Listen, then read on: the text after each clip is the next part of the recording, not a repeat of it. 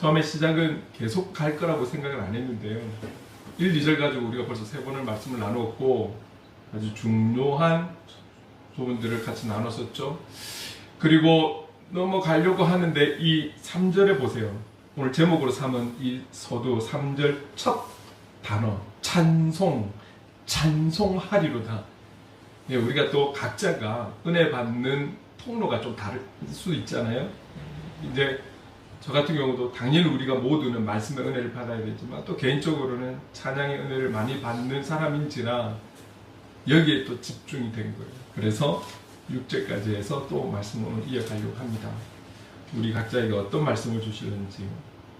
먼저 우리가 항상 요즘이 아니라 어느 순간에 보니 저의 설교의 시작이 세상적 어떤 이슈를 먼저 이야기하는 것이 아니라 항상 지난주의 말씀을 두세 줄로 요약해서 또 이렇게 우리가 기억하기 위해서 던지잖아요. 여러분 기억하십니까? 하나님 우리 아버지와 주 예수 그리스도로부터 은혜와 평강이 저와 여러분에게 있기를 간절히 소망합니다. 아멘. 여러분들이 믿든 믿지 않든 내 지인들에게 마음으로 이렇게 축복하셔야 돼요. 저와 여러분만이 은혜와 평강이 흘러넘치는 것이 아니라 우리가 서 있는 그 모든 곳에 내가 주는 은혜와 평강이 아니라 하나님 우리 아버지와 주 예수 그리스도로부터 오는 그 은혜와 평강이 여러분과 관계하는 모든 지인들에게, 가족들에게, 우리를 통하여 흘러갈 수 있는 은혜가 있기를 간절히 소망합니다. 아멘. 아멘. 우리가 이걸 선포할 수 있다는 게 얼마나 감사해요. 우리가 뭐라고. 그러나 우리에게 예수 그리스도라는 이름을 주셔서 그 이름을 통해 축복하고 세상의 그 어떤 것과도 비교할 수 없는 은혜와 평강을 특별히 이때에 너무나 필요한 그 은혜와 평강을 우리가 선포하며 흘려보낸다는 것. 얼마나 귀한 사명을 감당하고 있는 것입니까? 너무 감사하죠. 그런 은혜와 평강이 있는 우리의 영혼이 세상 속에서 삶의 예배자로 살아갈 때 가장 중요한 것, 그 주님의 이름을 높여 찬양하고 경배해야 하지 않겠습니까? 여기에 조금이라도 우리가 우쭐해지면 순간 교만이 싹 들어오는 거예요. 내가 주인공이 되고 싶고 내 이름이 남들 입에 오르락 내려가고 싶고 더 인정받고 싶고 그 인정의 결과물로 내 자리가 올라가고 싶고 다 그래요. 사람들은 다 그래요. 저를 비롯해서 사람 다 그래요. 그래서 우리가 죄인이란 글자 지울 수 없다니까요. 오직 예수 그리스도의 그 십자가의 사랑으로 우리는 용서받은 죄인이라는 거 잊으면 안 되는 것이죠. 근데 오늘 본문에서 이 사도 바울이 인사를 하고는 딱 첫 메시지가 바로 찬송하리로다. 찬송하리로다. 하나님의 백성이라면 누구라도 찬양해야 할 의무가 있습니다. 책임이 있습니다. 이거는 찬양을 좋아하고 음악을 좋아하는 사람들만의 소유물이 아닙니다. 하나님의 백성으로 살아가고 그리스도인으로 살아간다면 누구라도 예외 없이 해야 하는 부분이죠. 그래서 우리는 이런 구절들을 참 감사하게도 좋아하고 있습니다. 이사야 43장 21절 같이 한번 읽어봅시다. 시작. 이 백성은 내가 나를 위하여 지었나니 나를 찬송하게 하려 함이니라. 오늘 저와 여러분을 존재케 하고 생명을 주신 이유는 우리의 주인이 되시고 우리의 왕이 되시고 우리의 전부가 되신 그 하나님을 찬송하게 하려 함이라. 그래서 오늘 저와 여러분이 존재하는 줄로 믿습니다. 시편 150편 6절에 나와 있는 말씀 같이 한번 읽어봅시다. 시작. 호흡이 있는 자마다 여호와를 찬양할지어다. 할렐루야. 누구는 이렇게 해서 예수 믿은 자는 이렇게 해서 성장하고 성숙된 그리스도인은 이라고 안 해요. 예수 믿는, 나를 믿는 이런 표현도 없어요. 호흡이 있는 자마다 여호와를 찬양할지어다. 찬양할지어다. 호흡이 있는 자는, 살아있는 자는 다 찬양하라고 명령하시는 거잖아요. 누구도 거부할 수 없어요. 누구도 예외일 수가 없습니다. 제발 모든 교회 성도들이 찬양 누구만의 소유물로 생각하지 않았으면 좋겠어요. 악기를 만들 줄 아는 자, 노래 좀 잘하는 자, 좋아하는 자만의 소유물이 아니에요. 모든 호흡이 있는 자에게 선포하시는 거예요. 찬양하라. 내가 그 찬양을 받고 싶어 너희들을 지었나니 분명하게 말씀하시잖아요. 찬송은, 성경에서 말하는 찬양은 선율이 있는 노래, 음악적인 부분만을 이야기하는 것 아니에요. 하나님께서 행하신 일들을 이야기하고 자랑하고 나타내고 읊조리고 하는 그 모든 것이 찬양인 거예요. 믿지 않는 사람들 바라볼 때 저 왜 저래 웅얼웅얼 중얼중얼거려 지 혼자. 그러면 어때요? 마음에 찬양이 올라와서 찬양을 하고 싶은데 크게 덕을 위해서 막 큰 소리를 하지는 못해도 내 영혼이 마음으로 그 자리에 임재하신 그 주님 앞에 찬양을 중얼거리면 어때요? 웅얼웅얼거리면 어때요? 마음에 주셨을 때 순종하며 나가는 것이 더 기쁜 것이죠. 하나님께서 기뻐하시는 것이죠. 오늘 나에게 있었던 일들에 대해서 하나님 앞에 잠들기 전에 그 하나님을 기억하며 나에게 이렇게 역사하신 하나님 감사해요. 이게 찬양인 거잖아요. 나에게 이런 어려움이 있었지만 오늘 이거조차도 나에게 성장과 성숙을 주실 하나님을 찬양합니다. 이게 찬양인 거잖아요.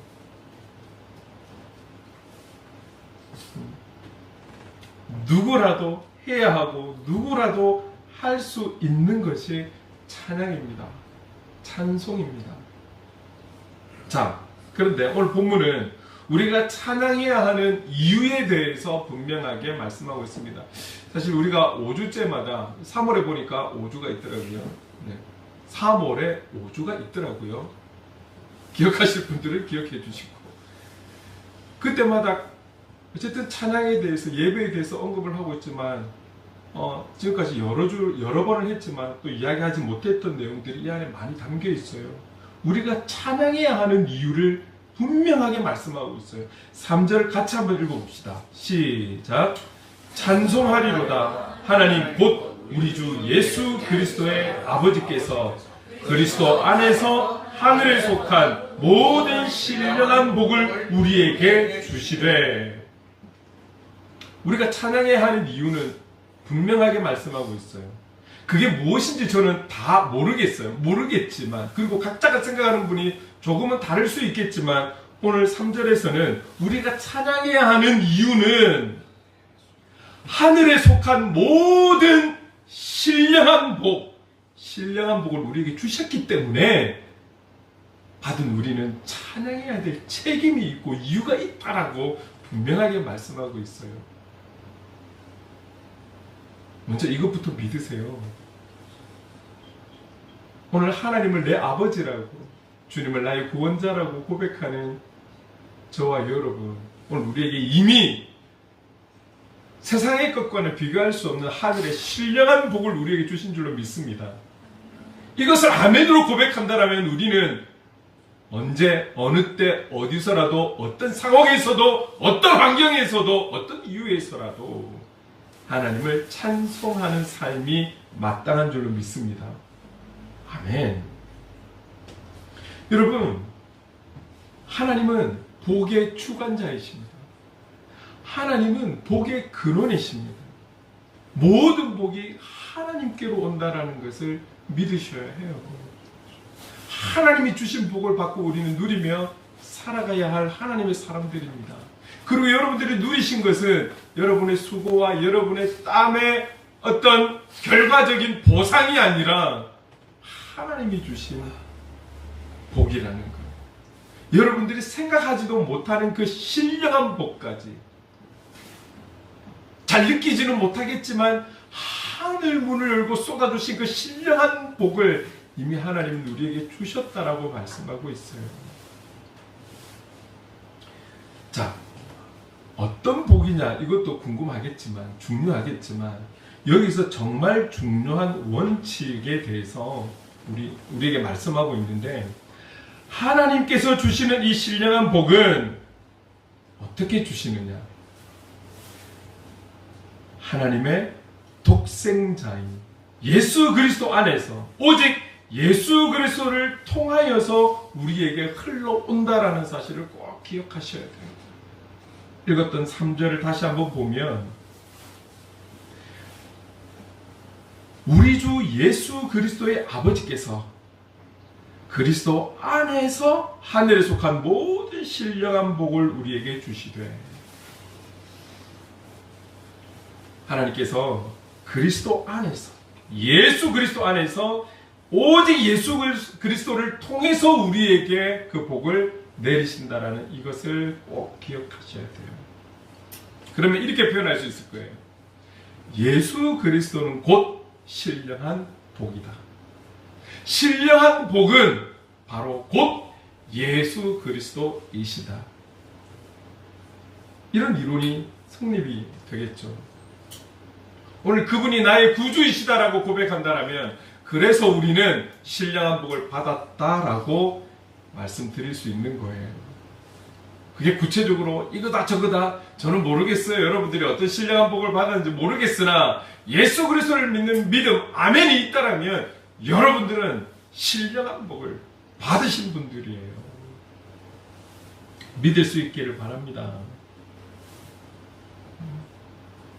신령한 복은 우리의 의지로, 우리의 노력으로, 어떤 우리의 윤리적인 도덕적인 깨끗함으로, 우리의 선한 일의 결과물로 주어지는 것 아닙니다.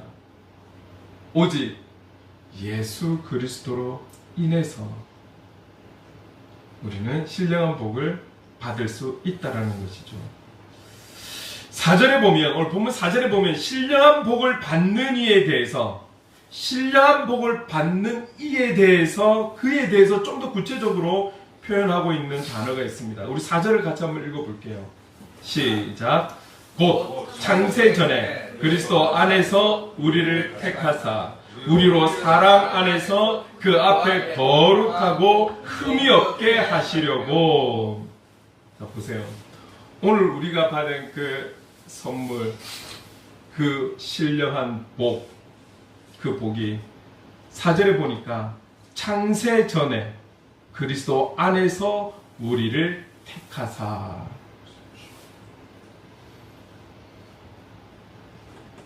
예수 그리스도를 나의 구주로 믿음으로 고백하는 분들은 이미 창세 전에 그리스도 안에서 우리가 택함 받고 이 선물을 받았다라고 성경은, 오늘 본문은 4절에 분명하게 말씀하고 있어요. 결국 이 신령한 복은 그냥 아무나에게 주는 것이 아니라 하나님께서 예수 그리스도를 통해 택한 자, 선택한 자가, 선택받은 자가, 택함 받은 자가 이 선물을, 이 복을 받을 수 있다라고 말씀하고 있습니다.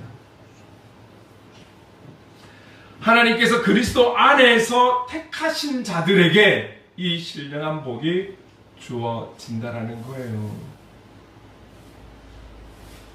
하나님께 택함 받고 선택되었다라는 것, 여러분들이 생각할 수 있는 구체적인 복과 이것을 생각할 때 어느 것이 큰 것일까요?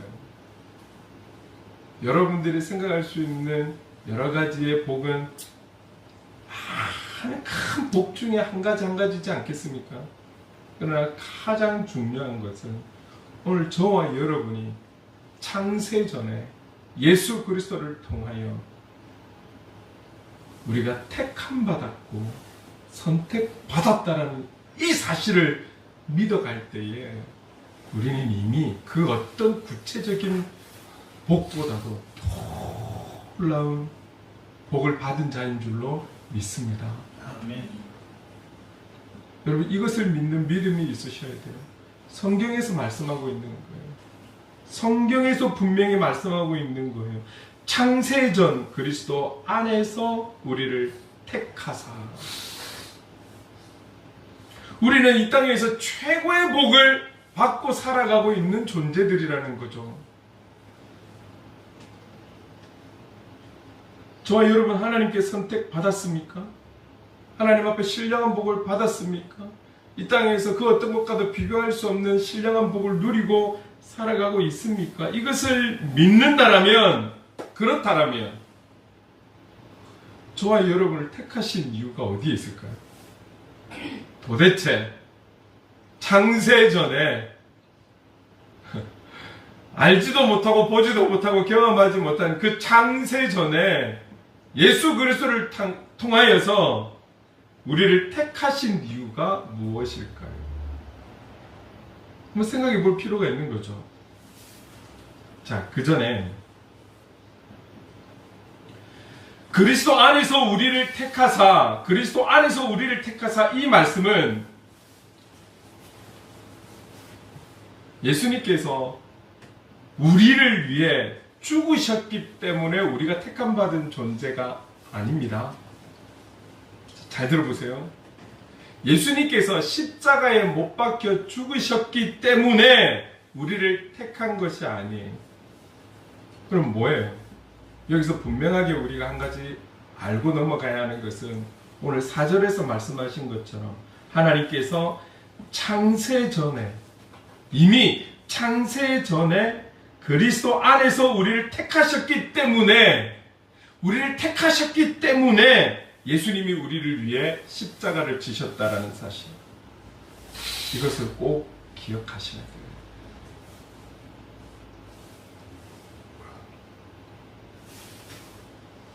우리는 일반적으로 표현을 할 때 예수 그리스도를 믿는 믿음은 그 십자가를 나를 위해 지셨다라고 믿는 믿음을 표현을 하는 거잖아요.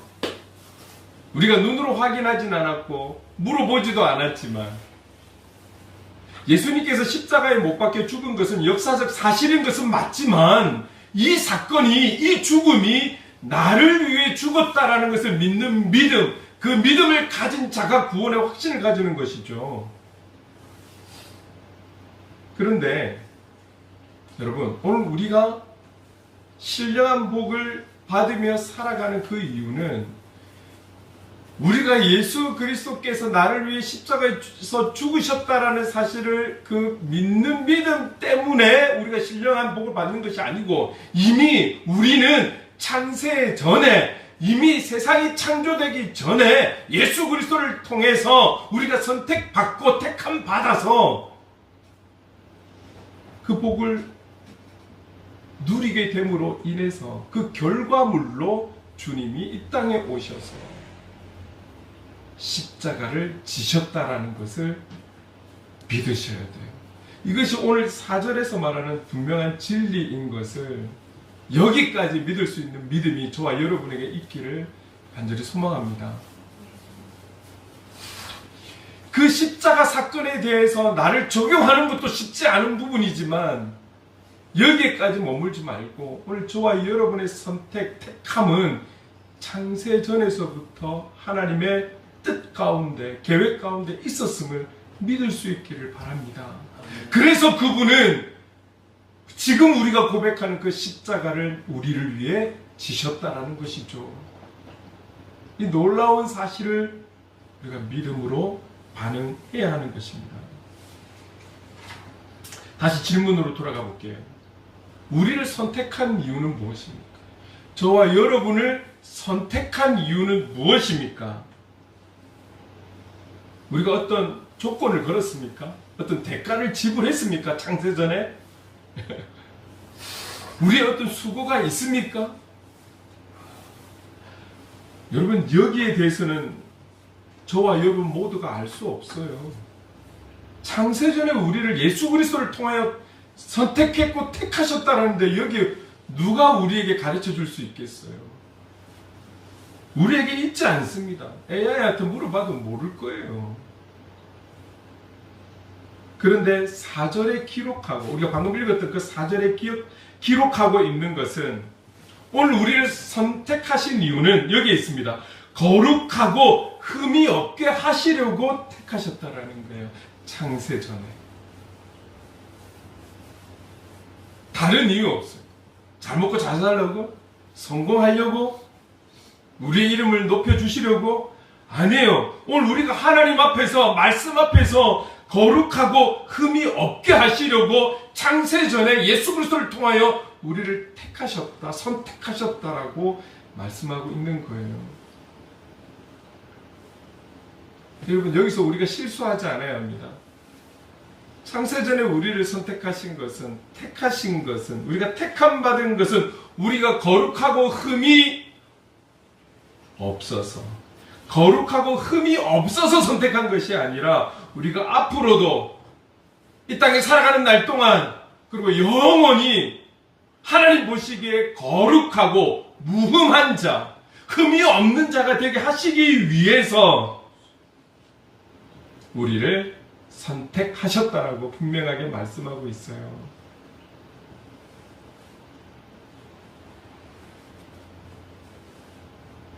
하나님의 창세전 우리를 선택하신 그 하나님의 선택으로 인한 결과가 어떤 것입니까? 바로 십자가라는 거예요. 하나님 자신의 그 창세전에 예수 그리스도를 통해 선택하신 그 결과적인 내용이 바로 십자가의 사건이라는 거예요. 너무 놀랍지 않습니까?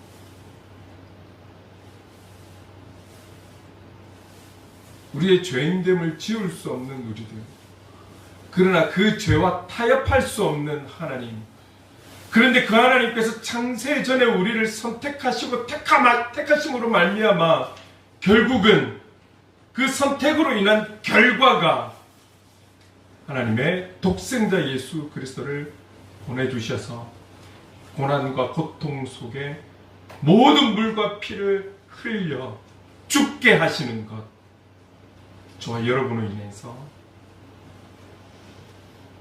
끝까지 우리가 거룩하고 무흠한 자로 살아가게 하기 위해서, 존재케 하기 위해서 우리를 택하셨다는 이 사실, 이 하나님의 깊은 사랑과 높은 사랑과 넓은 사랑을 우리가 살아가면서 조금씩 깨달아가는 은혜가 있기를 간절히 소망합니다. 이걸 어떻게 계산적으로, 수학적으로, 우리의 이성으로, 머리로, 우리의 지성으로 이것을 어떻게 다 깨달을 수 있을까요?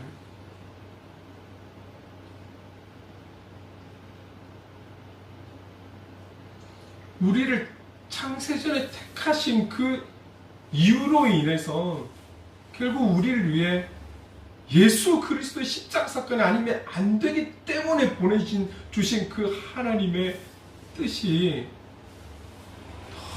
너무 깊지 않습니까? 우리가 무엇이 간다?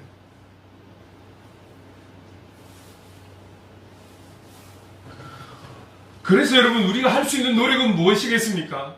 오늘 저와 여러분 이 땅에 살아가면서 이 사랑을 우리가 깨닫는다면 우리가 할 수 있는 우리의 최선은 어떤 것이라고 할 수 있겠습니까?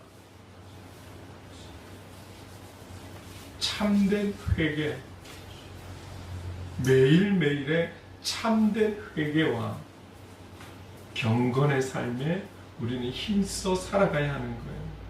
힘써 살아가야 하는 거예요.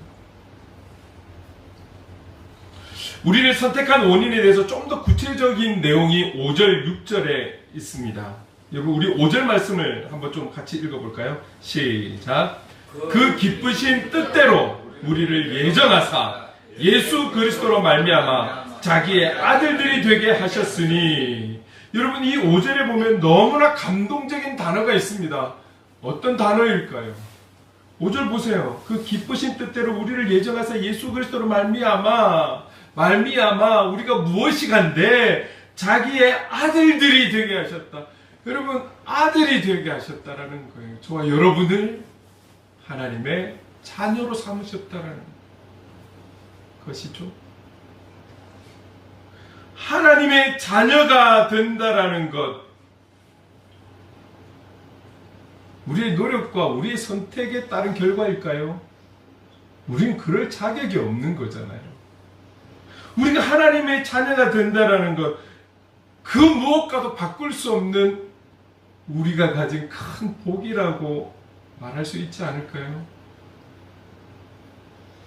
여러분, 이 시간 이후로 누군가가 네가 예수 믿어서 네가 그리스도인이 되어서 받은 복이 뭐냐라고 당당하게 물어본다라면 눈에 보여지는 것만 이야기하지 마시고, 너는 될 수 없지만 언젠가는 되겠지만, 언젠가는 너가 나 때문에 되겠지만, 지금은 모르겠지만, 너는 이해할 수 없겠지만, 너의 지성으로 알 수도 없겠지만, 나는 네가 받은 복과 비교할 수 없는 복, 하나님의 자녀된 복 나는 받았어. 우리가 이렇게 당당하게 용기 있게 표현할 수 있어야 할 줄로 믿습니다. 이 복보다 큰 복이 있을까요? 오늘 우리의 신분이 달라졌는데, 고작 이 땅에 살아가면서 필요한 거 그 몇 개, 우리의 신분이 달라졌어요. 이 하나님의 자녀가 된다라는 것, 이것이 바로 하늘의 신령한 복이라고 말할 수 있지 않겠습니까? 그렇다면 이런 큰 복을 누리는 자라면, 여러분, 이런 복을 누리는 자는 세상의 것에 우리의 시선을 두면 안 되겠죠. 우리는 그 세상의 것과 비교할 수 없는 복을 누리는 자인데, 자꾸 우리는 세상 속에서 그 아무것도 아닌 것에 자꾸 눈이 가고 시선이 가고 손도 가고 욕심이 생기고 욕망이 생기고, 그게 우리의 모습인 것이죠. 그러나 기억하십시오. 우리는 하나님의 자녀된 이 신령한 복을 누리고 있다.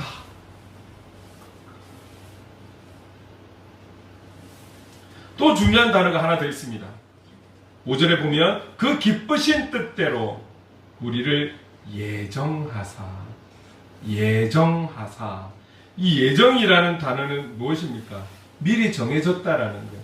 예정, 미리 정해졌다라는 거예요. 그 기쁘신 뜻대로 우리를 예정하사. 여러분, 이 단어는 바로 조금 전에 읽었던 4절, 창세 전에 그리스도 안에서 우리를 택하사, 이 내용이라는 거예요. 예정이잖아요. 이미 창세 전에 저와 여러분을 그리스도 안에서 우리를 택하셨다라는 것, 예정하셨다라는 것. 그런데 이 예정을 어떤 마음으로? 기쁘신 뜻대로 우리를 예정하신 거예요. 우리는 어떤 조건도 없는데, 우리 생명에 우리 어떠함이 아무것도 없는데 그저 우리를 예정하신, 창세전에 우리를 선택하신 그 하나님의 마음이 기쁨으로 우리를 선택하시고 택하셨다라는 거예요. 우리를 이미 예정하셨다라는 거.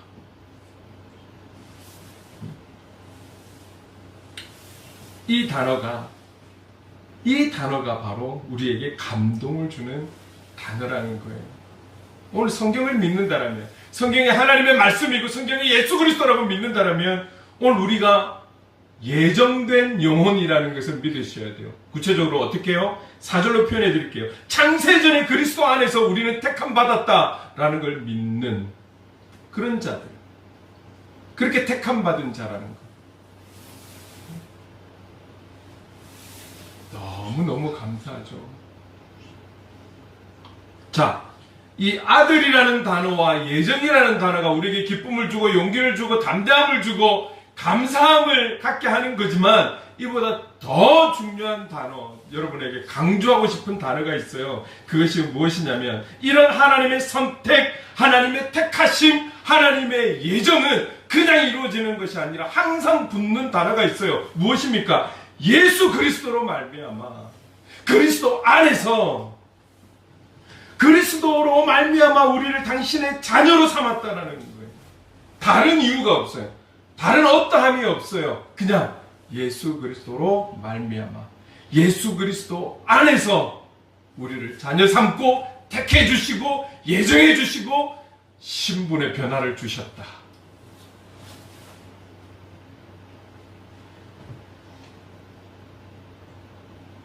그 어떤 단어보다도 우리의 입으로 표현할 수 있는 단어 중에 가장 아름다운 단어가, 가장 감동을 주는 단어가, 가장 깊이 있게 우리의 마음을 터치하는 단어가 바로 예수 그리스도인 줄로 믿습니다. 오늘 찬양들 기억나십니까? 시작에서부터 오직 예수, 예수의 이름, 내 삶의 이유라 오직 예수, 찬양하라 복되신 구세주 예수.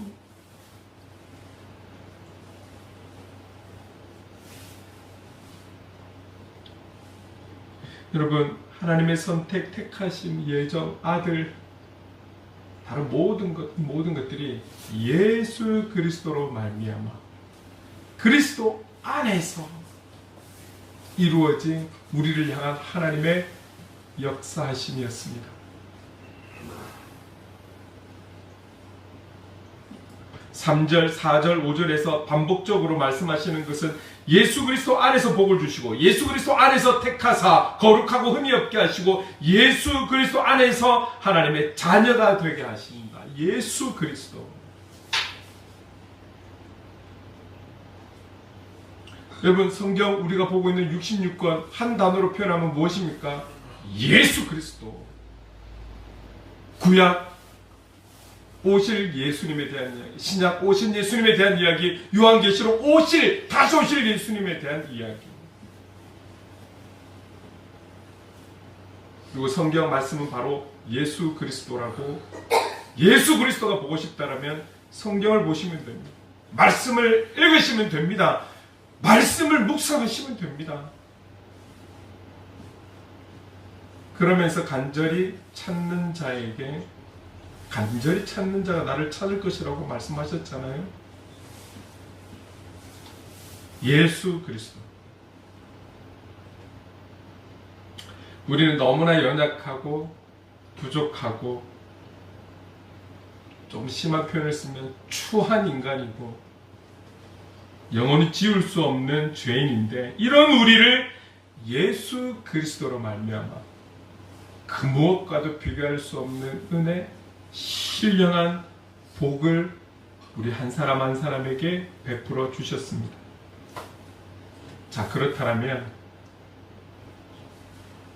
이것을 믿는다라면 우리는 이 은혜를 어떻게 갚아야 할까요? 이 은혜를 무엇으로 갚아야 할까요? 한량없는 은혜, 우리 지난주에 불렀죠? 갚을 길 없는 은혜, 내 삶을 애워싸는 하나님의 은혜. 그리고 무엇으로 갚을 수 있을까요? 우리가 살아가면서 그래도 살아가면서 이 은혜를 받고 누리며 살아가는 우리가 무엇으로 하나님 앞에 마음을 표현할 수 있을까요? 6절 말씀 함께 읽어봅시다. 성경의 본문의 6절 말씀, 본문 6절 말씀도 있나요? 네, 본문 6절 말씀을 먼저 한번 같이 읽어봅시다. 시작. 이는 그가 사랑하시는 자 안에서 우리에게 거저 주시는 바 그의 은혜의 영광을 찬송하게 하려는 것이라.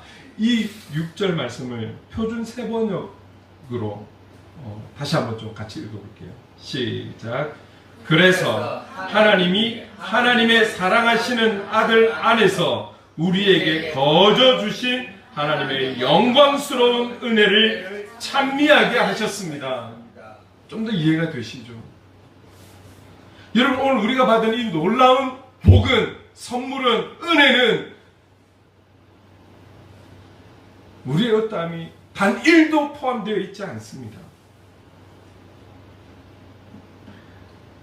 사랑하시는 아들 안에서, 주님 안에서 주님을 통해 예수 그리스도를 통해 우리가 이 놀라운 은혜를 사랑을 누리며 살아가고 있는데 이런 우리들은 바로 하나님의 영광스러운 은혜를 찬미하게 하기 위해 허락하셨다라는 사실이에요.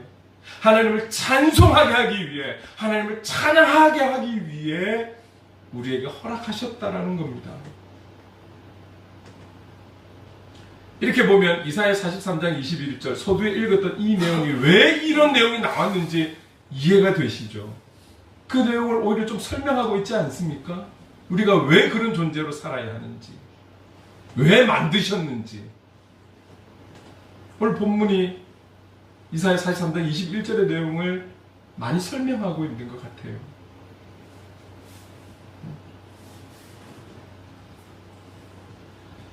하나님은 우리에게 이 크신 은혜를 그가 사랑하시는 자, 사랑하시는 아들 안에서 예수 그리스도 안에서 어떻게 해요? 거저 주셨다라고 말씀하시면서 그 은혜를 찬송하라고 우리에게 말씀하고 있습니다.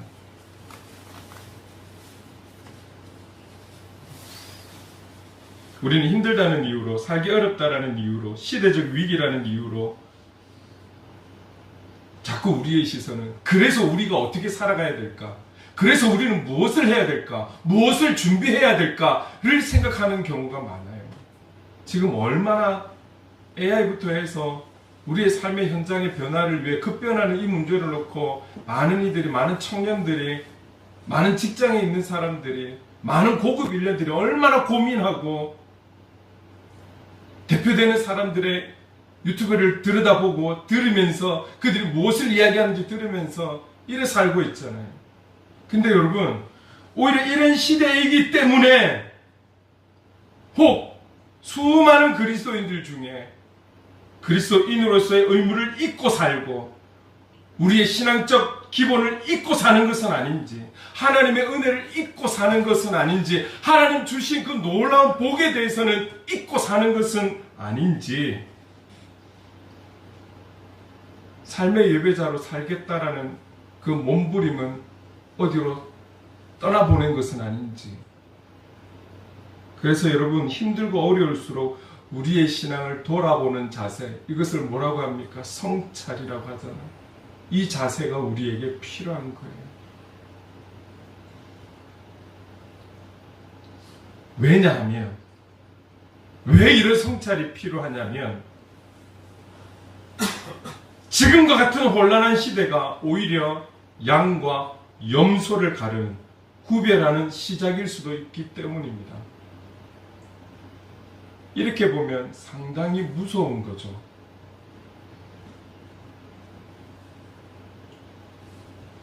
그래서 우리는 깨어 기도해야 하고, 우리에게 주신 큰 은혜, 지금도 부어주시는 그 놀라운 은혜를 기억하면서 우리의 모든 상황 속에서 주님을 찬양해야 할 줄로 믿습니다.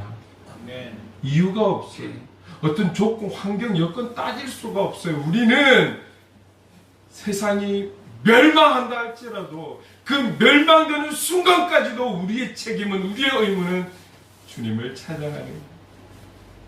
우리를 존재케 하시고 온 우주 만물을 창조하신 하나님을 우리의 입술로 읊조리고 고백하고 노래하고 찬양하는 것입니다. 그래서 여러분, 우리가 성경 일독을 하는데 몇 장, 오늘 몇 장 읽었습니까? 이번 한 주 동안 다 읽었습니까? 이런 확인하는 어린아이 수준에 머물지 말고 읽어갑시다. 꾸준히 하루에 석 장, 빨간 날 한 5장 읽으면 1년에 1독합니다.